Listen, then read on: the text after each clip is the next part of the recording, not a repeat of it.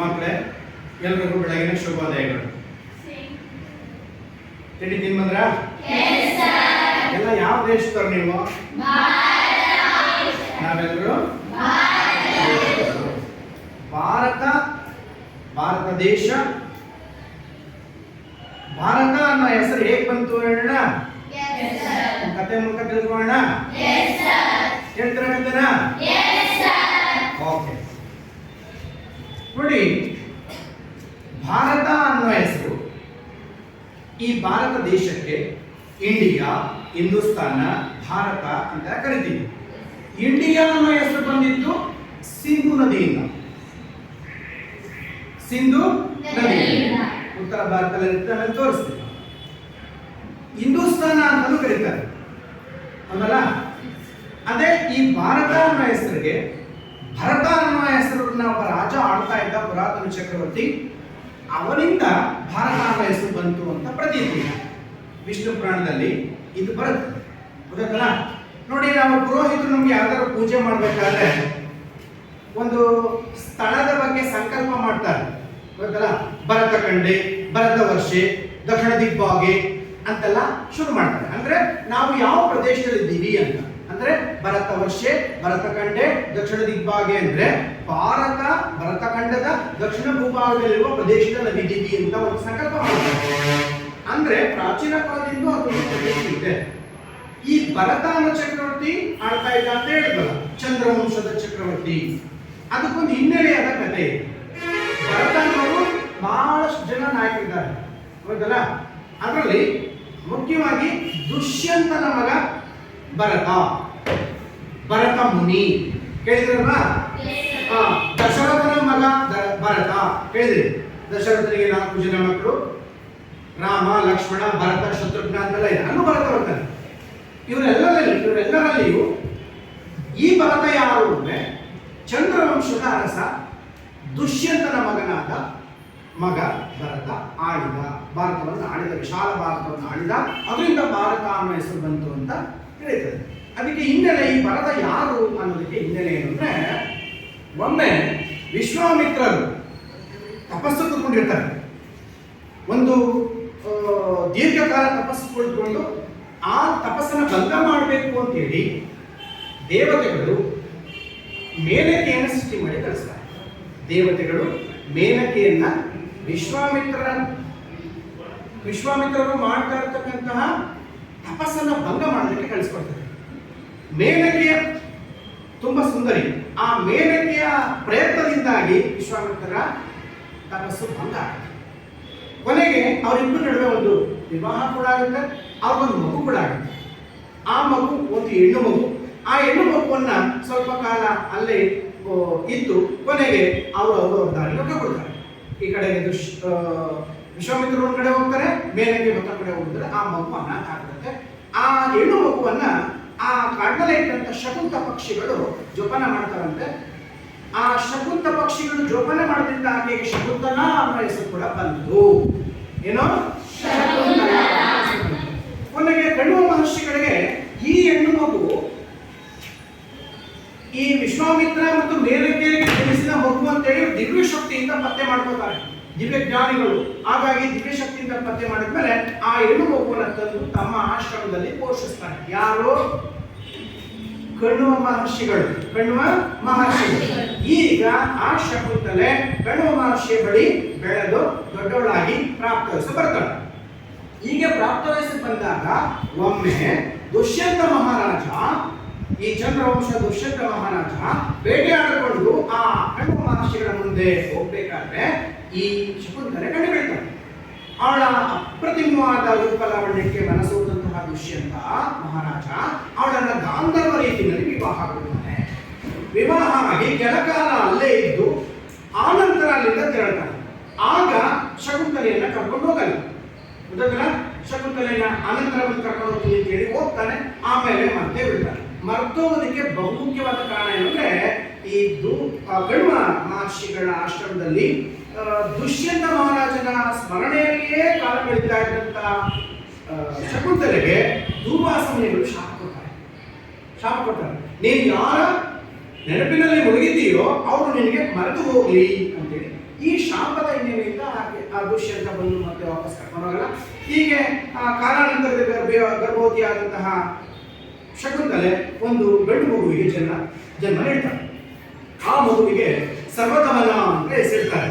ಸರ್ವದಮನ ಅಂತ ಹೆಸರಿಡ್ತಾರೆ. ಹೀಗೆ ಆ ಮಗು ಆಶ್ರಮದಲ್ಲೇ ಬೆಳೆದು ದೊಡ್ಡವನಾಗಿ ಒಂದು ರೀತಿ ಧೈರ್ಯವಾಗಿ ಆಟ ಆಡ್ತಾ ಇರ್ತಾನೆ. ಒಮ್ಮೆ ಹುಲಿ ಸಿಂಹಗಳೊಂದಿಗೆ ಆ ಬಾಲಕ ಸರ್ವಧರ್ಮನ ಆಟ ಆಡ್ತಾ ಇದ್ದಾಗ ಮತ್ತೊಮ್ಮೆ ಅದೇ ಮಾರ್ಗವಾಗಿ ದುಷ್ಯಂತ ಮಹಾರಾಜ ಬಂದಾಗ ಆ ಹುಡುಗನ ಕೇಳ್ತಾನೆ, ಇಷ್ಟೊಂದು ಹುಲಿ ಸಿಂಹಗಳ ಜೊತೆ ಆಟ ಆಡ್ತಿರೋ ಬಾಲಕನ ಯಾರು ಏನು ಎತ್ತ ಅಂತ ವಿಚಾರಿಸಲಾಗಿ ಆಗ ಆ ಹುಡುಗ, ನಾನು ದುಷ್ಯಂತ ಮತ್ತು ಶಕುಂತಲೆಯರ ಮಗ, ನೋಡಿ ನಮ್ಮ ಅಮ್ಮ ಇದ್ದಾಳೆ ಅಂತ ಅಮ್ಮನ ಕರ್ಕೊಂಡು ತೋರಿಸ್ತಾನೆ. ಆವಾಗ ಈ ದುಷ್ಯಂತ ಆ ಹೆಂಡತಿ ಮಕ್ಕಳನ್ನ ತನ್ನ ಅರಮನೆಗೆ ಕರ್ಕೊಂಡು ಹೋಗಿ ಸಕಲ ವಿದ್ಯೆಗಳನ್ನು ಕೊಡಿಸ್ತಾನೆ. ಶಸ್ತ್ರಾಸ್ತ್ರ ವಿದ್ಯೆಗಳನ್ನ ಕೊಡಿಸ್ತಾನೆ. ಮೊದಲ ಎಲ್ಲ ರೀತಿಯ ವಿದ್ಯೆಗಳನ್ನು ಕೊಡಿಸಾದ್ಮೇಲೆ ಅವನನ್ನ ನೆಕ್ಸ್ಟ್ ಮುಂದಿನ ಉತ್ತರಾಧಿಕಾರಿಯಾಗಿ ರಾಜನನ್ನಾಗಿ ಇಂದ್ರವಂಶ ಚಕ್ರವರ್ತಿಯನ್ನಾಗಿ ಮಾಡ್ತಾರೆ. ಹೀಗೆ ಈ ಸರ್ವದಮನ ವ್ಯಕ್ತಿಗೆ ಪಟ್ಟಾಭಿಷೇಕ ಮಾಡಬೇಕಾದ್ರೆ ಭರತ ಅನ್ನೋ ಹೆಸರನ್ನ ಇಡ್ತಾರೆ. ಈ ಭರತ ಅನ್ನೋ ಹೆಸರಿನಲ್ಲಿ ಈ ಚಂದ್ರವಂಶದಲ್ಲಿ ಈ ಸರ್ವದಮನ ಭರತ ಅನ್ನೋ ಹೆಸರಿನಲ್ಲಿ ಹೆಚ್ಚು ವ್ಯಾಪಕವಾಗಿ ಸಾಮ್ರಾಜ್ಯವನ್ನು ಕಟ್ಟಿ ಇಡೀ ಭಾರತ ಭೂಭಾಗವನ್ನೇ ಇಟ್ಕೊಂಡು ಆಳ್ವಿಕೆ ನಡೆಸಿ ವಿಶ್ವವಿಖ್ಯಾತಿ ಮಾಡ್ತಾನೆ. ಹಾಗಾಗಿ ಈ ಭರತ ಎಂಬ ವ್ಯಕ್ತಿಯಿಂದ ಅಥವಾ ರಾಜನಿಂದ ಪುರಾತನ ಚಕ್ರವರ್ತಿಯಿಂದ ನಮ್ಮ ದೇಶಕ್ಕೆ ಭಾರತ ಅಂತ ಹೆಸರು ಬಂತು ಅಂತ ತಿಳಿದು ಬರುತ್ತೆ. ಪುರಾಣಗಳಲ್ಲಿ ಹೀಗಿದೆ ಗೊತ್ತಲ್ಲ. ಈಗ ವಿಷ್ಣು ಪುರಾಣದಲ್ಲಿ ದಕ್ಷಿಣದ ಸಾಗರದಿಂದ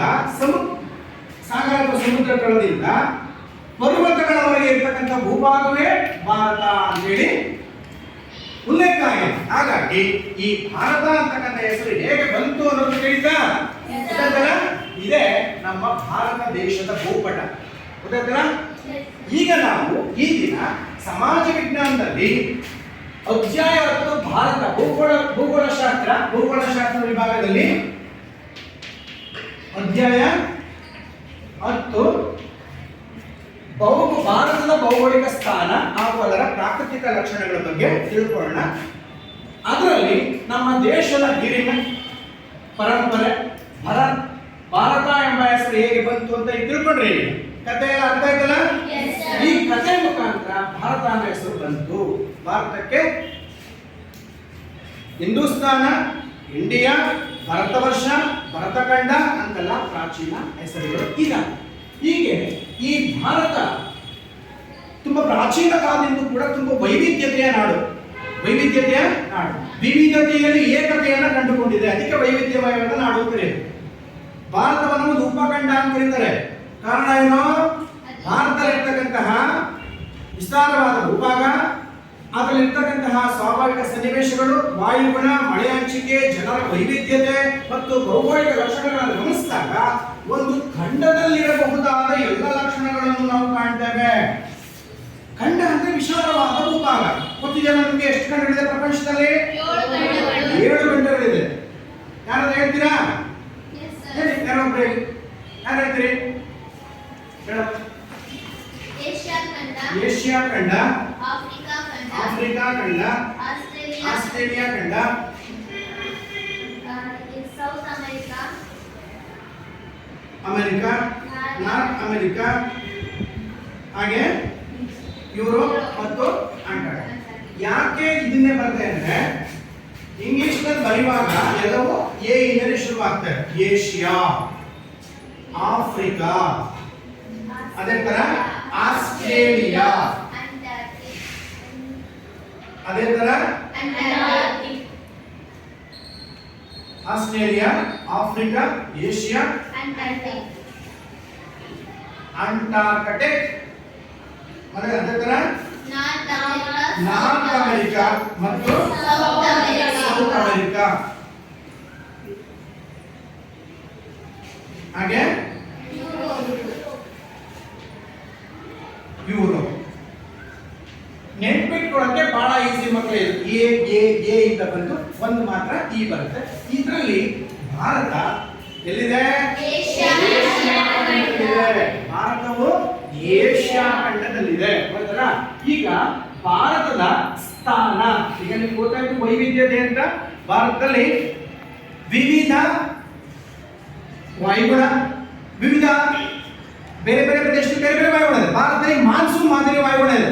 ಭಾರತದಲ್ಲಿ ಮಾನ್ಸೂನ್ ಮಾದರಿ, ವಿವಿಧ ರೀತಿಯ ಮಳೆ ಹಂಚಿಕೆ ಇದೆ, ಸಸ್ಯವರ್ಗ ಇದೆ, ಪ್ರಾಣಿ ವರ್ಗ ಇದೆ, ವೈವಿಧ್ಯಮಯವಾದ ಜನ ಜೀವನ ಇದೆ. ಹಾಗಾಗಿ ಇದನ್ನ ಒಂದು ವೈವಿಧ್ಯತೆಯ ನಾಡು. ಭಾರತದ ವಿವಿಧ ವೈವಿಧ್ಯತೆಯನ್ನು ಗಮನಿಸಿದಾಗ ಒಂದು ಉಪಖಂಡ ಅಂತ ಕರೀತಾರೆ. ಭಾರತವನ್ನ ಒಂದು ಉಪಖಂಡ, ಸಬ್ ಕಾಂಟಿನೆಂಟ್ ಅಂತ ಕರೀತಾರೆ. ಭಾರತ ಒಂದು ಉಪಖಂಡ ಹೇಗೆ ಅಂತ ಹೇಳಿದ್ರೆ ನಿಮಗೆ ಅರ್ಥ ಮಾಡ್ಕೋಬೇಕು, ಗೊತ್ತಲ್ಲ. ಇನ್ನು ಪ್ರಪಂಚದಲ್ಲಿ ಭಾರತದ ಸ್ಥಾನ, ಪ್ರಪಂಚದಲ್ಲಿ ಭಾರತದ ಸ್ಥಾನ,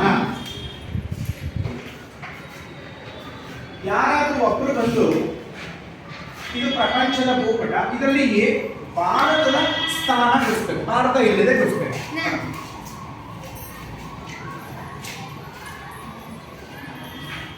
ಏನದು ಭಾರತ ನೋಡ್ತಾ ಇದ್ದೀರಾ?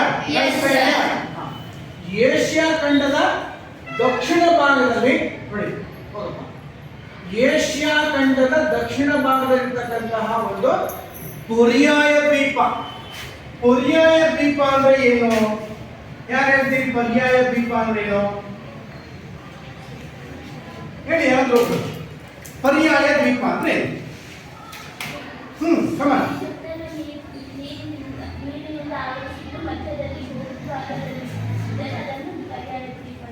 ತಪ್ಪು ಉತ್ತರ.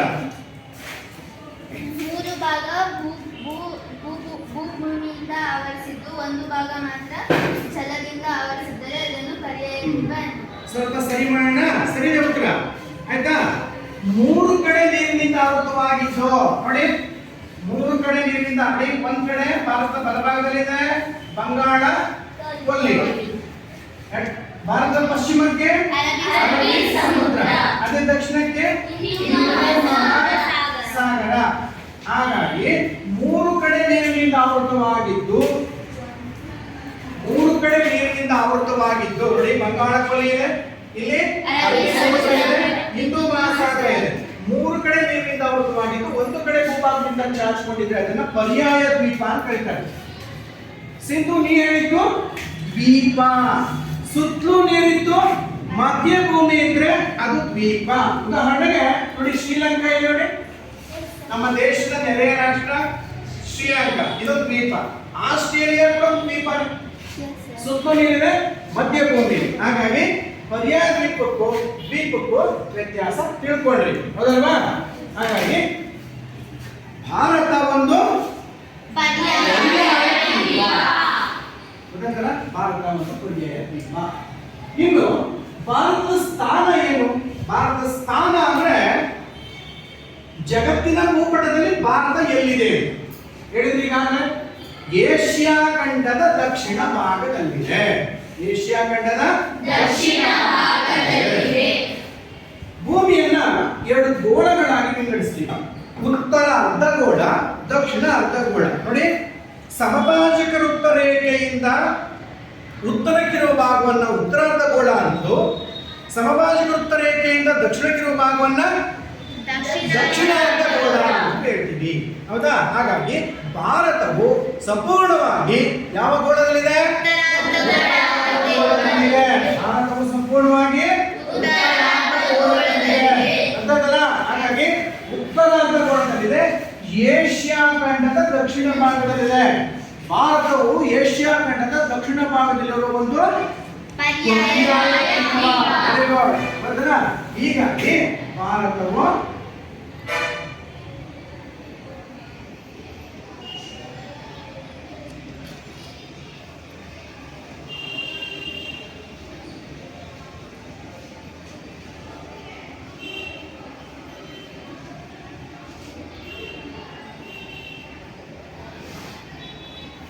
ಸೊನ್ನೆ ಡಿಗ್ರಿ ಅಕ್ಷಾಂಶವನ್ನು ಏನು ಕರಿತೀವಿ? ಸಮಭಾಜಕ ವೃತ್ತ ರೇಖೆ. ಸಮಭಾಜಕ ವೃತ್ತ ರೇಖೆಯಿಂದ ಉತ್ತರಕ್ಕಿರ್ತಕ್ಕಂತಹ ಅರ್ಧಗೋಳವನ್ನ ಉತ್ತರಾರ್ಧಗೋಳ ಮತ್ತು ದಕ್ಷಿಣ ಗೋಳವನ್ನ ದಕ್ಷಿಣಾರ್ಧಗೋಳ ಅಂತ ಕರೀತೀವಿ. ಭಾರತ ಉತ್ತರಾರ್ಧಗೋಳದಲ್ಲಿದೆ, ಗೊತ್ತಲ್ಲ? ಈಗ ನಿಮಗೆ ಸ್ಥಾನ ಗೊತ್ತಾಯ್ತು. ಭಾರತದ ಸ್ಥಾನ ಏನು? ಏಷ್ಯಾ ಖಂಡದ ದಕ್ಷಿಣ ಭಾಗದಲ್ಲಿ. ಹಾಗೇನೆ ನೋಡಿ, ಹಾಗೇನೆ ನೋಡಿ 0 ಡಿಗ್ರಿ ರೇಖಾಂಶದಿಂದ ಪೂರ್ವ ಕಿರುಭಾಗವನ್ನ ಪೂರ್ವಾರ್ಧಗೋಳ ಅನ್ನೋದು, ಪಶ್ಚಿಮಕ್ಕಿರುವಂತ ಭಾಗವನ್ನ ಪಶ್ಚಿಮಾರ್ಧಗೋಳ ಅಂತ ಕರಿತೀವಿ. ಹಾಗಾಗಿ ಮತ್ತೆ ಇಲ್ಲಿ ಏನಿದೆ,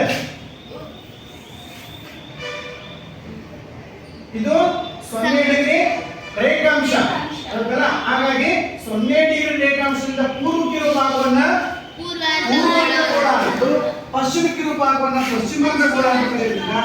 ಭಾರತವು ಉತ್ತರಾರ್ಧಗೋಳ ಮತ್ತು ಪೂರ್ವಾರ್ಧಗೋಳದ ಮಧ್ಯದಲ್ಲಿ ಇದೆ. ನೋಡಿ, ಪೂರ್ವಾರ್ಧಗೋಳ ಮತ್ತು ಉತ್ತರಾರ್ಧಗೋಳದ ಮಧ್ಯದಲ್ಲಿ ಇದೆ. ನೋಡಿ, 0 ಡಿಗ್ರಿ ರೇಖಾಂಶದಿಂದ ಪೂರ್ವಾರ್ಧಗೋಳ, ಅದೇ ತರ ಸಮಭಾಜಕ ವೃತ್ತರೇಖೆಯಿಂದ ಉತ್ತರಾರ್ಧಗೋಳ. ಹಾಗಾಗಿ ಇದನ್ನು ಭಾರತದ ಸ್ಥಾನ ಅಂತ ಕರಿತೀವಿ. ಭಾರತದ ಸ್ಥಾನ. ಅಕ್ಷಾಂಶಿಕ ಸ್ಥಾನ ನೋಡೋದಾದ್ರೆ, ಅಕ್ಷಾಂಶಿಕ ಸ್ಥಾನ ಅಂದ್ರೆ ಏನು? ಅಕ್ಷಾಂಶಗಳು ರೇಖಾಂಶ ಗೊತ್ತಾ ನಿಮ್ಗೆ? ಅಕ್ಷಾಂಶ ಅಂದ್ರೆ ಯಾರ್ಯಾರು ಹೇಳ್ರಿ? ಅಕ್ಷಾಂಶಗಳು ಎಂದರೇನು? ಅಕ್ಷಾಂಶಗಳು ಎಂದರೇನು? ಸಮಭಾಜಕ ವೃತ್ತದಿಂದ ಒಂದೇ ಅಳತೆಯಲ್ಲಿ ಉತ್ತರಾರ್ಧಗೋಳದಲ್ಲಿ ಸಮನಾಗಿ ಎಳೆದಿರೋದನ್ನ ಅಕ್ಷಾಂಶ ಅಂತ ಸರಿ ಮಾಡ್ತೀರಾ ಯಾರಾದ್ರೂ? ಹೇಳು. ಸರಿ. ಹಾ. ಸಮಭಾಜಕ ವೃತ್ತದ ಸಮಾಂತರವಾಗಿ ಪಶ್ಚಿಮದಿಂದ ಪೂರ್ವಕ್ಕೆ ಎಳೆದಿರುವ ರೇಖೆಗಳನ್ನು ಅಕ್ಷಾಂಶ. ಎಸ್. ಭೂಪಟದ ಮೇಲೆ ನೋಡಿ, ಭೂಪಟದ ಮೇಲೆ ಪೂರ್ವ ಪಶ್ಚಿಮವಾಗಿ ಏನು? ಪೂರ್ವ. ಇದು ಪಶ್ಚಿಮ. ಭೂಪಟದ ಮೇಲೆ ಪೂರ್ವ ಪಶ್ಚಿಮವಾಗಿ ಸಮಭಾಜಕ ವೃತ್ತರೇಖೆಗೆ ಸಮಾನಾಂತರವಾಗಿ, ಸಮಭಾಜಕ ವೃತ್ತರೇಖೆಗೆ ಸಮಾನಾಂತರವಾಗಿ ಎಳೆದಿರುವ ಕಾಲ್ಪನಿಕ ರೇಖೆಗಳಿಗೆ ಏನಂತಾರೆ? ಕಾಲ್ಪನಿಕ ರೇಖೆಗಳು. Imaginary lines. ಇವು ಭೂಮಿ ಮೇಲೆ ಇಲ್ಲ, ಭೂಪಟದ ಮೇಲೆ ಮಾತ್ರ ಇದಾವೆ. ಅರ್ಥ ಆಯ್ತಲ್ಲ? ಭೂಪಟದ ಮೇಲೆ ಮಾತ್ರ ಇದಾವೆ. ಅದಕ್ಕೆ ಇವುಗಳನ್ನ ಏನು ಕರಿತೀವಿ? ಕಾಲ್ಪನಿಕ ರೇಖೆಗಳು ಅಂತ ಕರಿತೀವಿ. ಕಾಲ್ಪನಿಕ ರೇಖೆಗಳು, ಅಕ್ಷಾಂಶಗಳು ಅಂತ ಕರಿತೀವಿ ಇವುಗಳನ್ನ. ಈಗ ಭಾರತದ ಸ್ಥಾನ ಅಂತ ಗುರುತಿಸಬೇಕಾದ್ರೆ ಯಾವ ಅಕ್ಷಾಂಶ ಮತ್ತು ರೇಖಾಂಶಗಳ ನಡುವೆ ಭಾರತ ಇದೆ? ಯಾವ ಅಕ್ಷಾಂಶ ಮತ್ತು ರೇಖಾಂಶಗಳ ನಡುವೆ ಭಾರತ ಇದೆ? ಅದು ಸ್ಥಾನ. ನೋಡಿ, ಅಕ್ಷಾಂಶಗಳು 8 ಡಿಗ್ರಿಯಿಂದ 7 ಡಿಗ್ರಿ. ಅದೇ ತರ ಇದು ಏನು? ಅಕ್ಷಾಂಶಗಳು. ಗೊತ್ತಾಯ್ತಲ್ಲ? ಇವುಗಳನ್ನ ನಾವು ಏನು ಕರಿತೀವಿ? ಯಾವ ಅಕ್ಷಾಂಶ ಇವು? ಯಾವ ಅಕ್ಷಾಂಶ ಇವು? ಉತ್ತರಾರ್ಧಗೋಳದಲ್ಲಿರೋದ್ರಿಂದ ಉತ್ತರ ಅಕ್ಷಾಂಶ ಅಂತ ತಿಳ್ಕೋಬೇಕು. ನೋಡಿ, ಭಾರತ ಉತ್ತರಾರ್ಧಗೋಳದಲ್ಲಿರೋದ್ರಿಂದ ಭಾರತ ಇಲ್ಲಿದೆ. ಹಾಗಾಗಿ ಉತ್ತರ ಅಕ್ಷಾಂಶ. 8 ಡಿಗ್ರಿಯಿಂದ 37 ಡಿಗ್ರಿ ಉತ್ತರ ಅಕ್ಷಾಂಶ. ಅರ್ಥವಾಯ್ತೆ? ಅದೇ ತರ ರೇಖಾಂಶಿಕ ಸ್ಥಾನ, ಅದೇ ತರ ರೇಖಾಂಶಿಕ ಸ್ಥಾನ, ಅಕ್ಷಾಂಶಿಕ ಸ್ಥಾನ.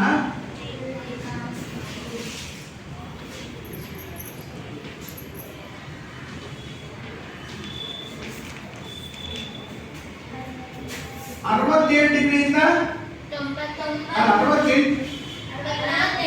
68 ಡಿಗ್ರಿಯಿಂದ 97 ಡಿಗ್ರಿ. ಏನಂತಾರೆ ಈಗ? ರೇಖಾಂಶಗಳು ಯಾವು? 68 ಡಿಗ್ರಿಯಿಂದ 97 ಡಿಗ್ರಿ. Very good. ಪೂರ್ವ ರೇಖಾಂಶ. ಪೂರ್ವ ರೇಖಾಂಶ. ಯಾಕೆ ಪೂರ್ವ ರೇಖಾಂಶ ಅಂತ ಕರಿತೀವಿ ಗೊತ್ತಾಯ್ತು ನಿಮಗೆ? ಭಾರತವು ಸರಿಸುಮಾರು ಪೂರ್ವಾರ್ಧಗೋಳದಲ್ಲಿದೆ. ಹೌದಾ? ಪೂರ್ವಾರ್ಧಗೋಳದಲ್ಲಿರೋದ್ರಿಂದ ಇದನ್ನ ಪೂರ್ವ ರೇಖಾಂಶ ಅಂತ ಕರಿತೀವಿ. ಗೊತ್ತಾಯ್ತಲ್ಲ? ಈಗ ಭಾರತ ಅಕ್ಷಾಂಶಿಕ ಮತ್ತು ರೇಖಾಂಶಗಳ ಸ್ಥಾನ ಏನು ಅಂದ್ರೆ ಇದನ್ನ ನೆನಪಿಟ್ಕೋಬೇಕು. ಏನು? ಅಕ್ಷಾಂಶಿಕ ಸ್ಥಾನ, ರೇಖಾಂಶಿಕ ಸ್ಥಾನ ಅಂದ್ರೆ ಅಕ್ಷಾಂಶ 8 ಡಿಗ್ರಿಯಿಂದ 37 ಡಿಗ್ರಿ ಉತ್ತರ ಅಕ್ಷಾಂಶದಲ್ಲೂ 68 ಡಿಗ್ರಿಯಿಂದ 97 ಡಿಗ್ರಿ ಪೂರ್ವ ರೇಖಾಂಶದ ನಡುವೆ ಭಾರತ ಸ್ಥಾನೀಕರಿಸಿದೆ. ಅದು ಮುಂದೆ ಇದರಲ್ಲಿ ಮಿನಿಟ್ ಅಂತ ಹೇಳ್ತಾರೆ, ಅವುಗಳನ್ನ ನಾವು ಇಗ್ನೋರ್ ಮಾಡಿದ್ದೀವಿ. ಆದ್ರಿಂದ ಹೀಗೆ ಅಕ್ಷಾಂಶ ಮತ್ತು ರೇಖಾಂಶಗಳು ಭಾರತದ ಸ್ಥಾನವನ್ನು ಗುರುತಿಸಲಿಕ್ಕೆ ಸಾಧ್ಯ ಇದೆ. ಅಂತಂದ್ರೆ ಈಗ ಪ್ರಶ್ನೆ ಬರಬಹುದು, ಯಾವ ಅಕ್ಷಾಂಶ ನಡುವೆ ಭಾರತ ಸ್ಥಾನೀಕರಿಸಿದೆ, ಯಾವ ರೇಖಾಂಶ ನಡುವೆ ಸ್ಥಾನೀಕರಿಸಿದೆ? ದಕ್ಷಿಣದಲ್ಲಿ 6 ಡಿಗ್ರಿ ಅಷ್ಟೇ ಅಲ್ಲ, ನೆನಪಿಟ್ಕೊಳ್ಳಿ. ಇಲ್ಲಿ 8 ಡಿಗ್ರಿ ಅಷ್ಟೇ ಅಲ್ಲ, ಅದಕ್ಕಿಂತ ದಕ್ಷಿಣದಲ್ಲಿ ಇನ್ನ ಅಂಡಮಾನ್ ನಿಕೋಬಾರ್ ದ್ವೀಪದ ತುತ್ತ ತುದಿ, ಇಂದಿನ ದಕ್ಷಿಣ ಭಾರತದ ತುತ್ತ ತುದಿ ಇಂದಿರಾ ಪಾಯಿಂಟ್ ಅಂತ ಇದೆ. ಆ ಇಂದಿರಾ ಪಾಯಿಂಟ್ 6 ಡಿಗ್ರಿಯಿಂದಲೇ ಪ್ರಾರಂಭ ಆಗಿದೆ. 6 ಡಿಗ್ರಿ 45 ಮಿನಿಟ್ ಇಂದ ಪ್ರಾರಂಭ ಆಗಿದೆ. ಹಾಗಾಗಿ ಭೂಶಿರ ಇದು ಭಾರತದ ಭೂಶಿರ ಮಾತ್ರ 8 ಡಿಗ್ರಿ ಶುರು ಆಗುತ್ತೆ. ದಕ್ಷಿಣ ಭಾರತದ ತುತ್ತ ತುದಿ ಯಾವುದು ಅಂದ್ರೆ ನಿಕೋಬಾರ್ ದ್ವೀಪದ ನೋಡಿ ಈ ಭೂಪಟದಲ್ಲಿ ಕಾಣುತ್ತೆ ನಿಕೋಬಾರ್ ದ್ವೀಪದ ನಿಕೋಬಾರ್ ದ್ವೀಪದ ಇಂದಿರಾ ಪಾಯಿಂಟ್ ಅದು ದಕ್ಷಿಣ ಭಾರತದ ತುತ್ತ ತುದಿ. ಈಗ ನಿಮಗೆ ಪ್ರಪಂಚದ ಭೂಪಟದಲ್ಲಿ ಭಾರತದ ಸ್ಥಾನ ಗೊತ್ತಾಯಿತು. ಭಾರತದ ಸ್ಥಾನ ಯಾವ್ದು ಹೇಳ್ರಿ? ಏಷ್ಯಾ ಖಂಡದ ದಕ್ಷಿಣ ಭಾಗದಲ್ಲಿರುವ ಪರ್ಯಾಯ ದ್ವೀಪ ಅದನ್ನ ಹೇಳ್ಬೇಕು. ಹೀಗೆ ಇನ್ನು ಭಾರತದ ಅಕ್ಷಾಂಶ ಮತ್ತು ರೇಖಾಂಶಗಳ ಸ್ಥಾನ ನೋಡಿದ್ರಿ ಹೌದಲ್ವಾ? ಯಾವ ಅಕ್ಷಾಂಶ ಮತ್ತು ರೇಖಾಂಶ ನಡುವೆ ಭಾರತ ಸ್ಥಾನೀಕರಿಸಿದೆ?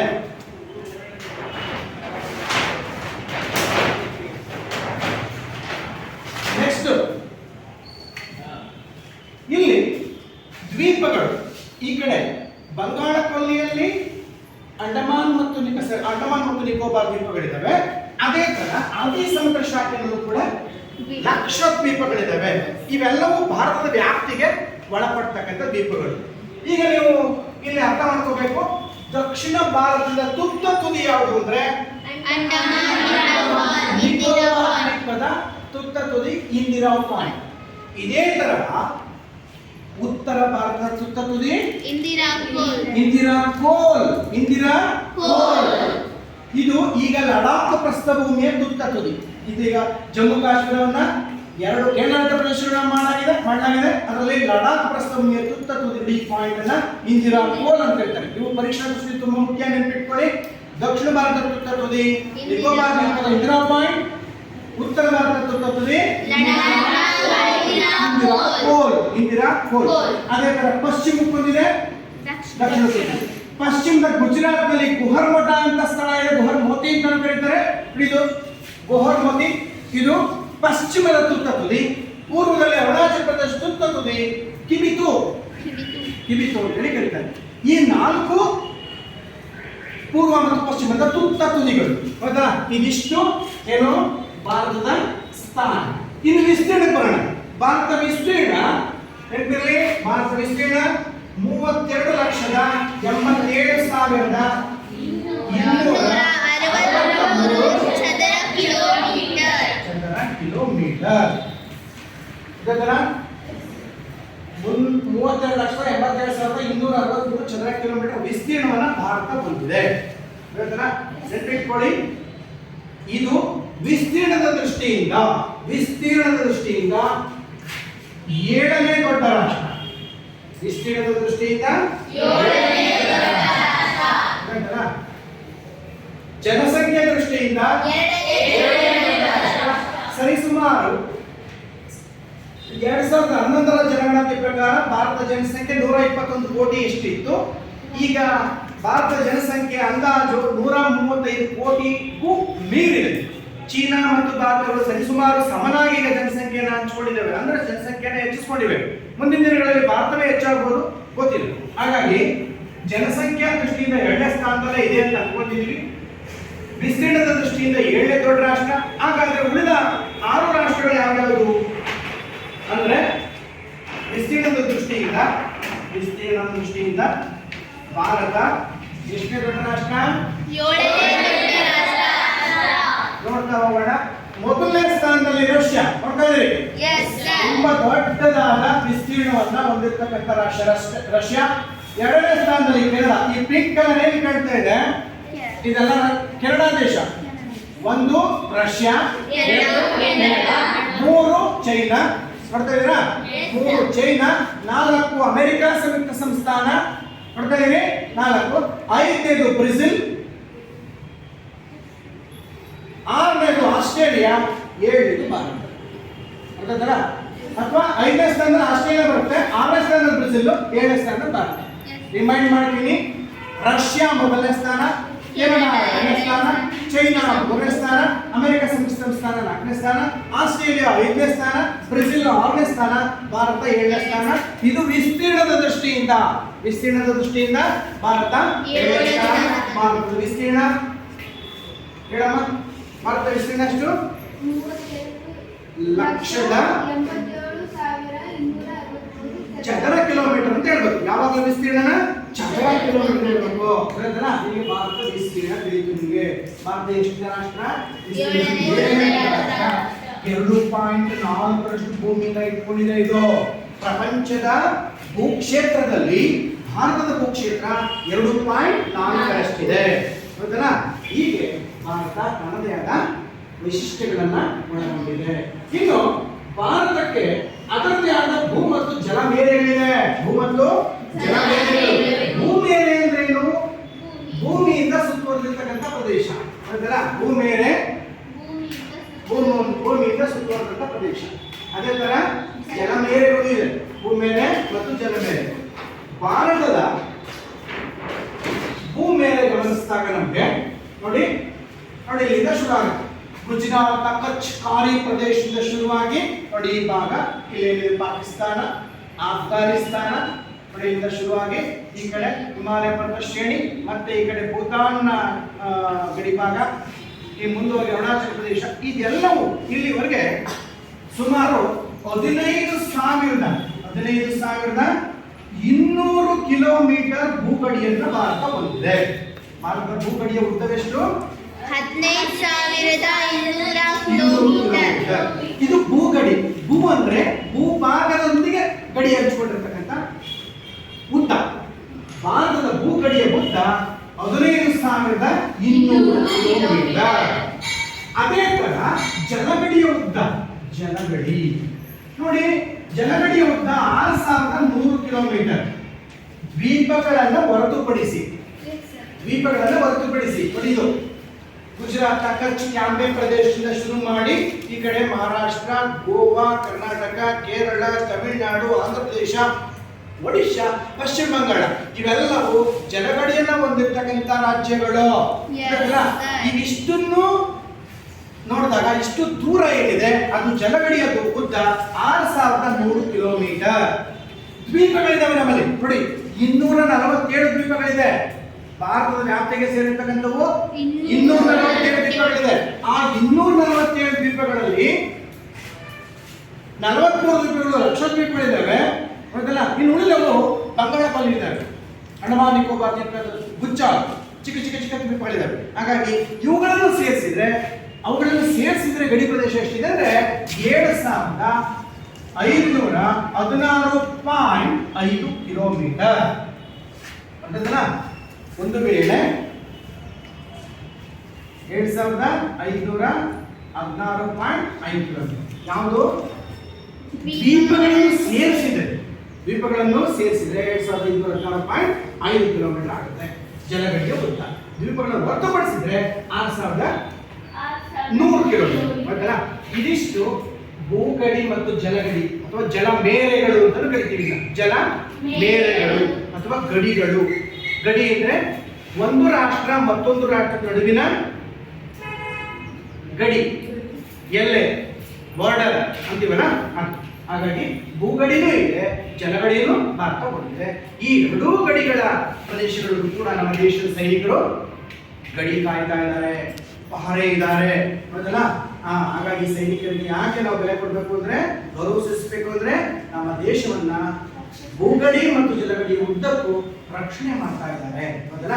ಹೀಗಾಗಿ ಭೂಗಡಿ 15,200 ಕಿಲೋಮೀಟರ್, ಜಲಗಡಿ 6,300 ಕಿಲೋಮೀಟರ್ ದ್ವೀಪಗಳನ್ನು ಹೊರತುಪಡಿಸಿ ಹೀಗೆ ಈ ಎರಡು ಗಡಿಗಳನ್ನು ಭಾರತ ಹೊಂದಿದೆ.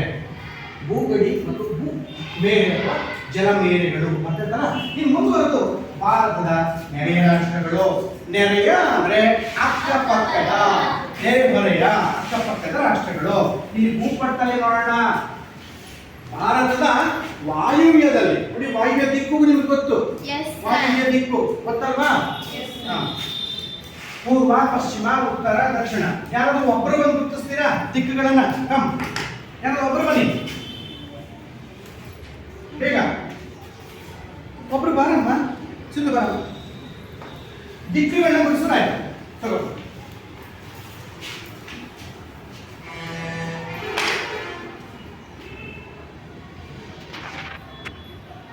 ಹಿಂದೆ ಉಪದಿಕ್ಕುಗಳು.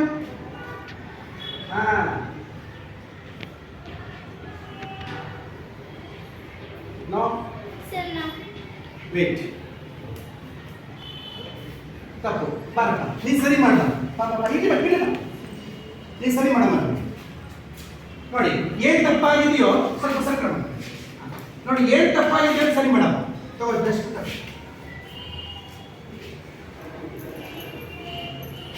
ಸರಿ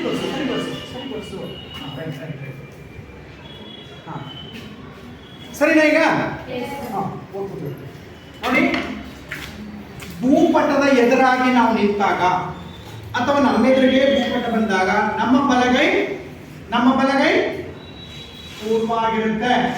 ಹೇಳಿ ಇನ್ನೊಂದ್ಸಲ, ಭೂಪಟದ ಎದುರಾಗಿ ನಾವು ನಿಂತ್ರೆ ಅಥವಾ ನಮ್ಮೆದುರಿಗೆ ಭೂಪಟ ಬರಲಿ ಅವಾಗ ನಮ್ಮ ಬಲಗೈ ಪೂರ್ವ, ಅದರ ಆಪೋಸಿಟ್ ಪಶ್ಚಿಮ, ಉತ್ತರ, ದಕ್ಷಿಣ, ಆಗ್ನೇಯ, ನೈಋತ್ಯ, ವಾಯುವ್ಯ, ಈಶಾನ್ಯ. ಈ ದಿಕ್ಕುಗಳು ಗೊತ್ತಾಯ್ತು ನಿಮಗೆ.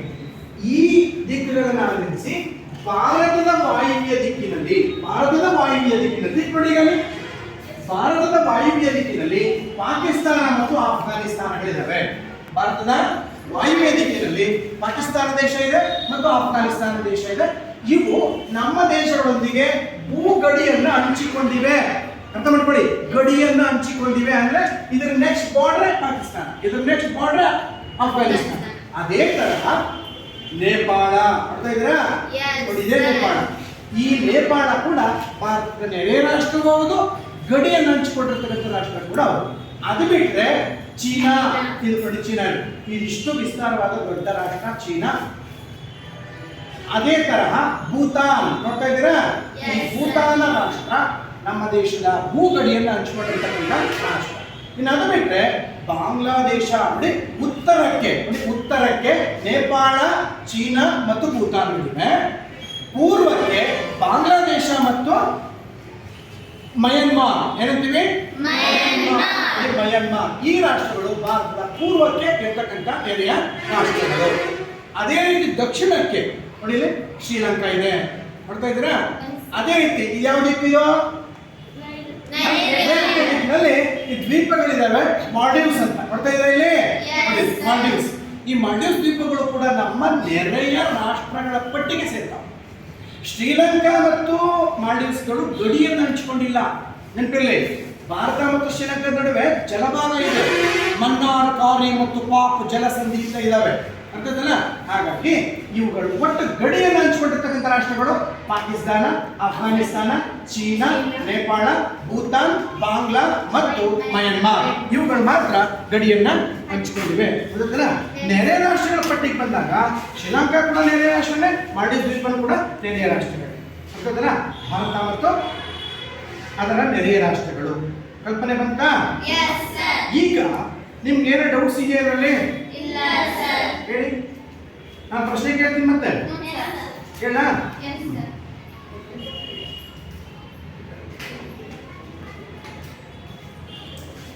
ಹೇಳಪ್ಪ, ಭಾರತ ಎಂಬ ಹೆಸರು ಯಾವ ರಾಜನ ಅಥವಾ ಚಕ್ರವರ್ತಿ ಹೆಸರಿನ ಬಂತು?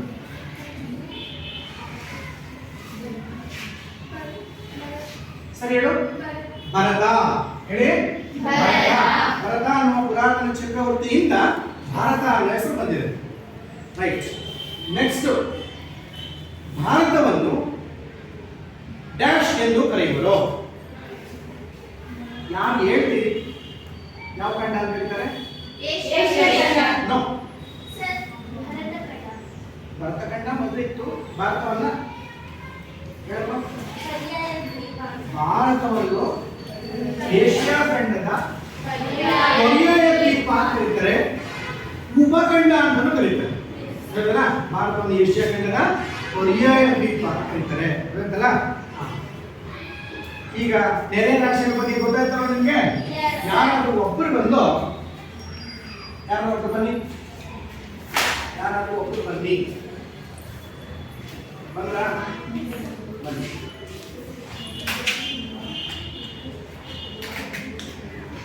ಇದರಲ್ಲಿ ಇದು ಭಾರತದ ಔಟ್ಲೈನ್ ಮ್ಯಾಪ್ ಅಂತೀವಿ. ಔಟ್ಲೈನ್ ಮ್ಯಾಪ್ ಒಳಗಡೆ ಏನು ಬರೆದಿರುವುದಿಲ್ಲ. ಈಗ ನೀವು ಭಾರತದ ನೆರೆಯ ರಾಷ್ಟ್ರಗಳನ್ನ ಅದರ ಹೆಸರು ಸಮೇತ ತೋರಿಸ್ಬೇಕು. ಉಳಿದವರು ತಪ್ಪಿದ್ರೆ ಗಮನಿಸಿ. ಹೇಳಮ್ಮ. ಪಾಕಿಸ್ತಾನ ಸರಿ ಇದೆಯಾ? ಬರೆಯಮ್ಮಲ್ಲಿ ಪಾಕಿಸ್ತಾನ ಚಿಕ್ಕದಾಗಿ.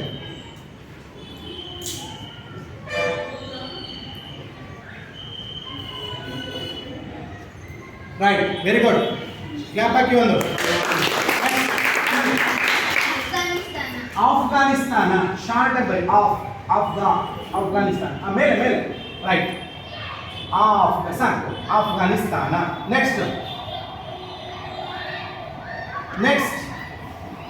ನೇಪಾಳ. Very good. ಬರಿ ಅಮ್ಮ ಅದ್ರ ಮೇಲೆ. ಯಾವ ದೇಶ ಅದು? ನೇಪಾಳ. ನಂತರ ಭೂತಾನ್. ಭೂತಾನ್. ಯಾರು ಮಾರ್ಕ್ ತೋರ್ಸ್ಬಿಟ್ಟು ಮುಂದೆ ಬರೀಬೇಕು. ಅಲ್ಲಿ ಬರೀಬೇಕಾದ್ರೆ ಯಾರು ಮಾರ್ಕ್ ತೋರಿಸಿ. ಭೂತಾನ್. ನೆಕ್ಸ್ಟ್ ಮಯನ್ಮಾರ್.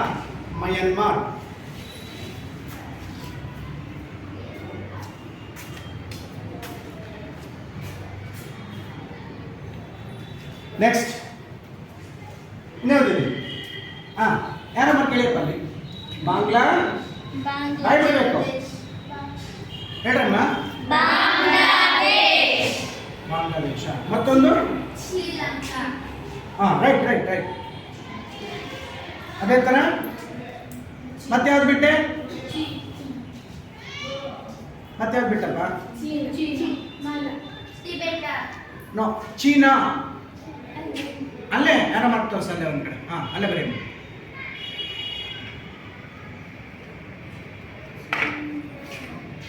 ಅಂಡಮಾನ್ ನಿಕೋಬಾರ್. ಬರುತ್ತೆ. ಕ್ಲಾಪ್ ಹಾಕೊಂಡು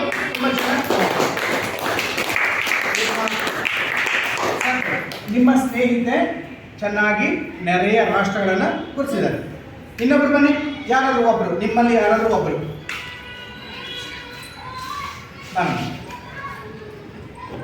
ದ್ವೀಪಸ್ತೋಮಗಳಿದ್ದಾವೆ, ಭಾರತಕ್ಕೆ ಸೇರಿದ್ದ ದ್ವೀಪಸ್ತೋಮಗಳಿದ್ದಾವೆ. ಅವು ಯಾವ್ಯಾವ? ಭಾರತಕ್ಕೆ ಸೇರಿದ ದ್ವೀಪಸ್ತೋಮಗಳಿದ್ದಾವೆ. ಎಸ್, ಏನಂತೀವಂತ ಹೇಳಪ್ಪ? ನೋ, ದ್ವೀಪಗಳ ಹೆಸರೇನು? ಯಾವ ದ್ವೀಪಗಳಿವೆ? Very good. ಹೇಳಿ. ಅಂಡಮಾನ್ ಮತ್ತು ನಿಕೋಬಾರ್ ದ್ವೀಪಗಳು. ತಿಳಿತಲ್ಲ? ಮತ್ತೆ ಇನ್ಯಾವ ದ್ವೀಪಗಳಿದೆ? ಅವಕ್ಕೇನು ಹೆಸರು? ಏನು ಹೇಳ್ತೀರಿ? ಲಕ್ಷದ್ವೀಪಗಳು. ಯಾವ್ದಪ್ಪ ಇದು? ಲಕ್ಷದ್ವೀಪಗಳು. ಈ ಲಕ್ಷದ್ವೀಪಗಳು ಕೂಡ ಭಾರತ ವ್ಯಾಪ್ತಿಗೆ ಸೇರಿರ್ತಕ್ಕಂಥ ದ್ವೀಪಗಳು. ಗುಡ್. ತಿಳಿತಲ್ಲ? ಈಗ ಹೋಮ್ವರ್ಕ್ ಬರ್ಕೊಳ್ಳಿ. ಹೋಮ್ವರ್ಕ್. ಭಾರತದ ನೆರೆಯ ರಾಷ್ಟ್ರಗಳನ್ನು ಪಟ್ಟಿ ಮಾಡಿ. ಭಾರತದ ನೆರೆಯ ರಾಷ್ಟ್ರಗಳನ್ನು ಪಟ್ಟಿ ಮಾಡಿ.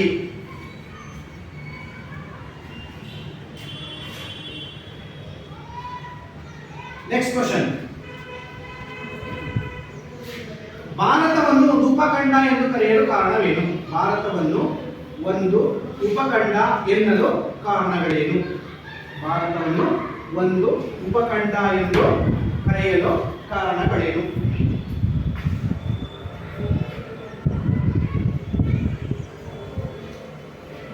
ಭಾರತದ ನೆಕ್ಸ್ಟ್ ಕ್ವಶನ್. ಭಾರತದ ಅಕ್ಷಾಂಶ ಮತ್ತು ರೇಖಾಂಶಗಳ ಸ್ಥಾನವನ್ನು ಬರೆಯಿರಿ. ಭಾರತದ ಅಕ್ಷಾಂಶ ಮತ್ತು ರೇಖಾಂಶಗಳ ಸ್ಥಾನವನ್ನು ಬರೆಯಿರಿ. ಭಾರತದ ಅಕ್ಷಾಂಶ ಮತ್ತು ರೇಖಾಂಶಗಳ ಸ್ಥಾನವನ್ನು ಬರೆಯಿರಿ.